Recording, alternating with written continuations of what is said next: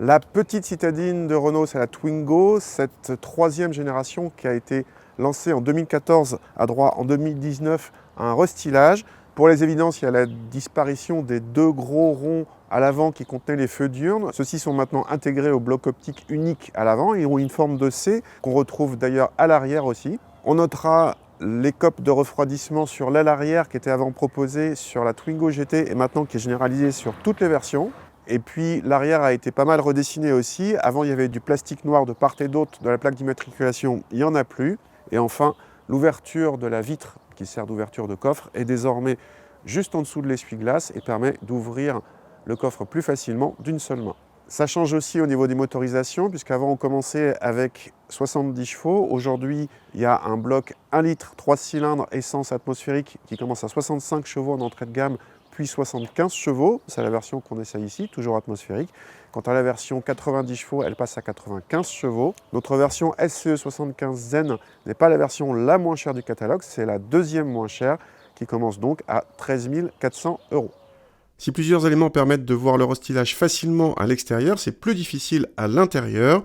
Les grosses nouveautés viennent de la boîte à gants, désormais fermée en série sur toutes les versions, et la boîte nomade devant le levier de vitesse a été remplacée par un rangement fixe. Signalons également un nouveau levier de vitesse. Il y a aussi de nouvelles harmonies possibles, et sur les versions haut de gamme, l'écran central tactile offre une meilleure connectivité. Pour le reste, on retrouve la planche de bord uniquement en plastique dur, comme sur toutes les concurrentes. Des touches de couleur sont possibles pour égayer l'habitacle, mais ici avec du noir laqué, l'ensemble paraît un peu austère. À l'arrière, ça coince toujours en habitabilité, surtout en espace aux jambes. Les deux premières générations de Twingo faisaient mieux sur ce point. Et on retrouve toujours les vitres arrière à compas.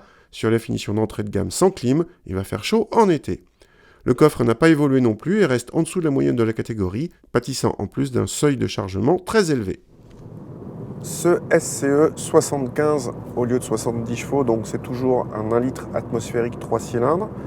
On a 5 chevaux de plus, on a quelques newton-mètres de couple, mais on reste sous les 100 newton-mètres. Bon, alors inutile de vous dire que ça ne déménage pas vraiment. On gagne quand même 1 seconde au 1000 mètres départ arrêté, un peu plus d'1 seconde au 0 à 100 et plusieurs secondes en reprise, grâce aussi à un étagement de boîte plus court sur le dernier rapport. Donc c'est tout bénef. Pour autant, bien sûr, ça ne devient pas foudre de guerre et on reste même inférieur aux moyennes de la catégorie.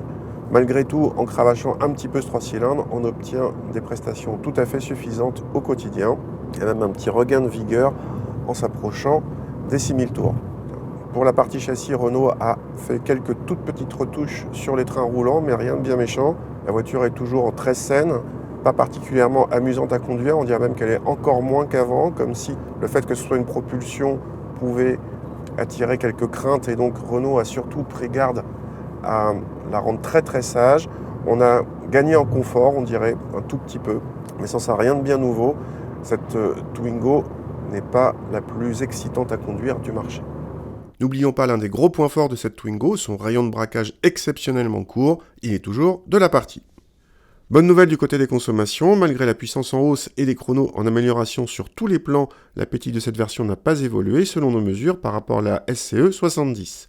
Cette Twingo SCE 75 figure plutôt dans les bons élèves de la catégorie en la matière, même si le trio C1 108 Aigo est encore plus sobre avec la motorisation 72 chevaux.